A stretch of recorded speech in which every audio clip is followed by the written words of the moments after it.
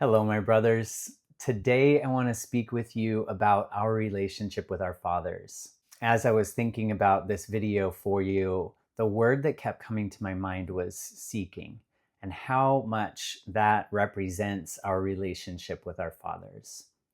For some of us, we're seeking his love because maybe he was there and he was present, but what he gave was a stoic or hard exterior. Others of us are actually seeking for his presence in our lives. And yet others are seeking for his approval because perhaps he was disapproving of you being a little homo. And one thing that's clear is that we do have daddy issues. So much so that we've idealized the role of a daddy in our lives. I remember when I was young, I almost always dated older men because I was seeking. I didn't recognize that that's what I was doing, but I was seeking an older person to show me, an older man to show me love, attention, care, and compassion. Interestingly, my father has been more okay with me being gay than my mother. And so there hasn't been the disapproval of me being gay. However, simply his lack of emotional presence and availability was something that I was longing and missing.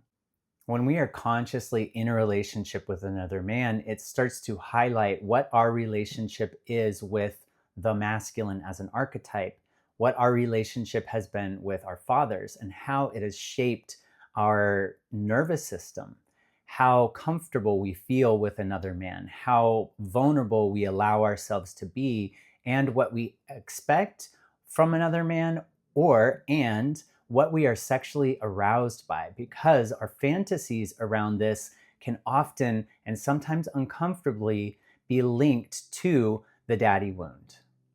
As I see it, in order for us to have healthy relationships with each other, we need to consciously work on that wound. If we don't take the time to explore what feels missing in our lives based on that relationship, what we will be doing is unconsciously seeking all around us to get those needs met. And when it's unconscious, we will make choices that are not in our best benefit and actually turn relationships into unhealthy dynamics because we're seeking to resolve something with another person that needed to be resolved with our dad. But the good news is when we are conscious and we do explore how our relationship with our fathers has affected us, we can reparent ourselves. Just like we do with our mother wounds, we can do with our father wounds. You take a look at what has been missing, and then you start to pour that into yourself. If it's emotional availability, how emotionally available are you to yourself?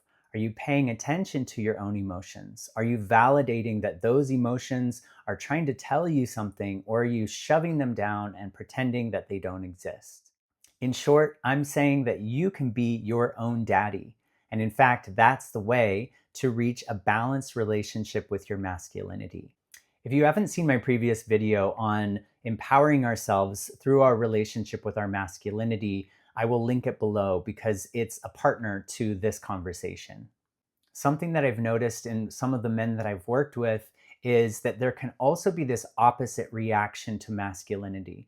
That because maybe the father was an asshole, maybe he was really strict, or the relationship was painful in some way.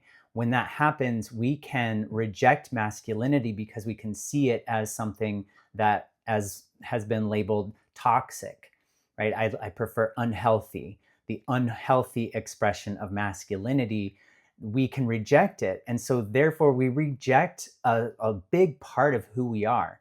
And as I've talked about before, we need our healthy feminine and our healthy masculine to feel balanced. And how we choose to express those things is a whole other story. But rejecting masculinity leaves us feeling disempowered and often hanging out to dry, very ungrounded and unrooted.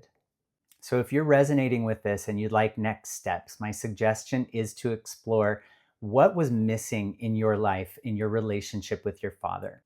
Explore the ways that that relationship has shaped you. You can simply start journaling about my relationship with my dad was blank. And my relationship with my dad left these wounds. This gives you a clear direction on where healing is needed for you.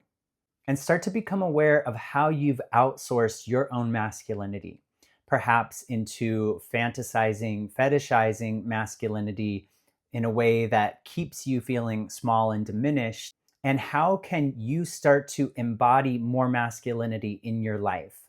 Is your life lacking focus, direction, or consistency? These are signs that the healthy masculine within you needs some tending to. Again, this is a very complex and complicated dynamic that I'm speaking to generally. So take the bits and pieces that resonate with you and use that to further your exploration of your relationship with your own masculinity and allow yourself to heal that daddy wound so the seeking can end and you can find the presence, the love, the care, and that dad within. Please feel free to share in the comments what your own dynamics have been, any healings or lessons that you've learned. As you share in the comments, it's helping other people understand their relationships more easily. So many of us don't have a place to talk about these things. And so the comments and YouTube are a great place to help each other out. As always, if you would like some resources, some tools to help you along your journey, check out the links that I have in the description for some support. Until tomorrow, so much love to you.